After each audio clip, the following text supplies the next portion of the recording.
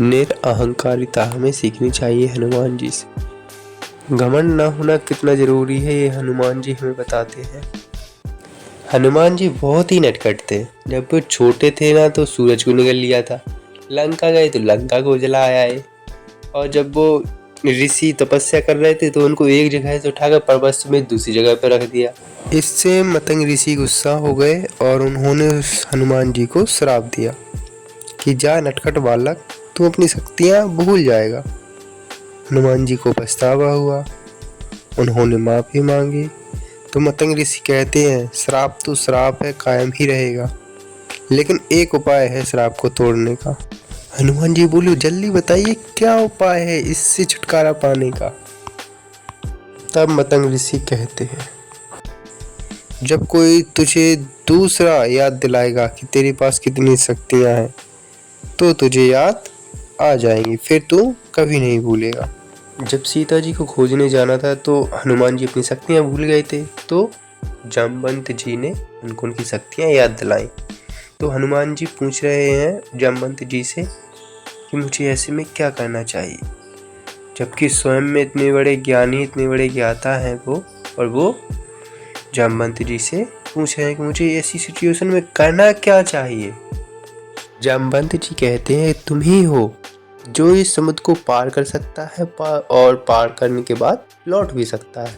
हनुमान जी ने कहा ठीक है, मैं जाता हूँ। जिस पत्थर पर पैर रखकर वो गए वो पत्थर सीधा पाताल लोक में चला गया।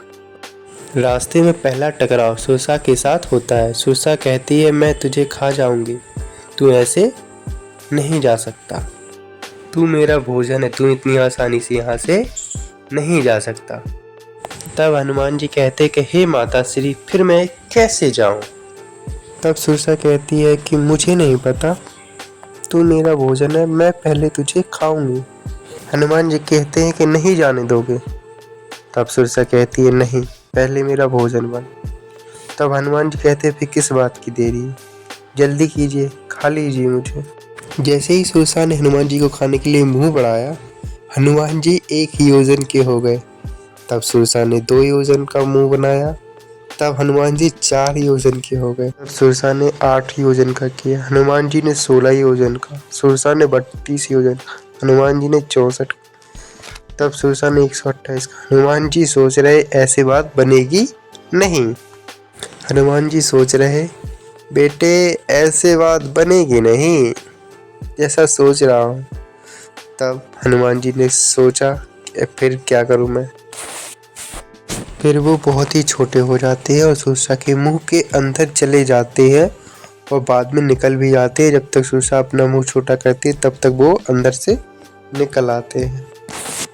तब सुरसा कहती है ये क्या था।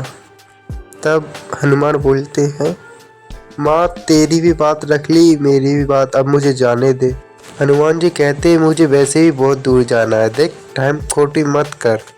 यहाँ सीखने वाली बात यह थी कि जब ताकत दिखानी थी तो हनुमान जी बड़े होते गए, बड़े होते गए, बड़े होते गए, और जब बुद्धि दिखानी थी तब वो छोटे होकर उनके अंदर जाते हैं, सुरसा के अंदर जाते हैं और वापस लौट भी आते हैं। उनका भी मान रखते हैं, अपना भी मान रखते हैं। अब वो आगे जाते हैं और उन्हें सिंगिनी मिलती है। सिंगिनी परछाई को पकड़ लेती थी, जाने नहीं देती थी, परछाई को पकड़ के खा लेती थी। तो हनुमान जी को पकड़ लिया, खाने ही वाली थी। वैसे ही हनुमान जी ने अपनी पूंछ बड़ी कर दी और बाल बबड़े कर दिए। सिंगिनी अब परेशान। सिंगिनी ने सोचा बेटा इससे मत उलझ, ये तो अपुन से भी बड़ा खलनायक है, जान दे इसको। तब हनुमान जी जाते हैं लंका के द्वार। जब पहुंचते हैं तो उनका सामना एक राक्षसनी से होता है और वो उस राक्षसनी को ऐसा मुक्का लगाते हैं कि मूर्छित हो जाती है, चकरा जाती है।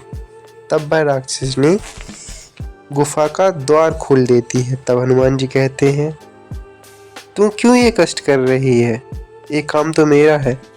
तो राक्षसनी ने कहा ब्रह्मा जी ने जब रावण को वरदान दिया तो जाते जाते कि मुझसे कह गए थे कि जा जिस दिन कोई बंदा तुझे मारेगा और तू मूर्छित बेहोश हो जाएगी, उस दिन से बेटा रावण का बुरा समय शुरू हो जाएगा।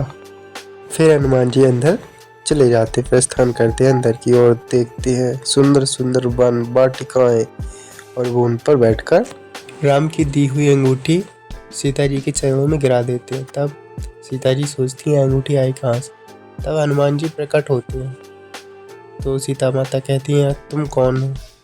मैं श्री राम का भक्त हूँ और श्री राम जी ने मुझे यहाँ पर भेजा है।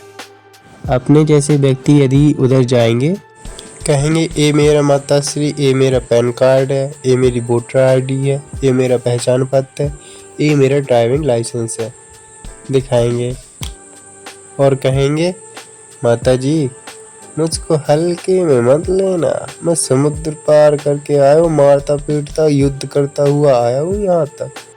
आज के लिए बस इतना ही, मिलते हैं अगले एपिसोड में, तब तक के लिए बाय बाय।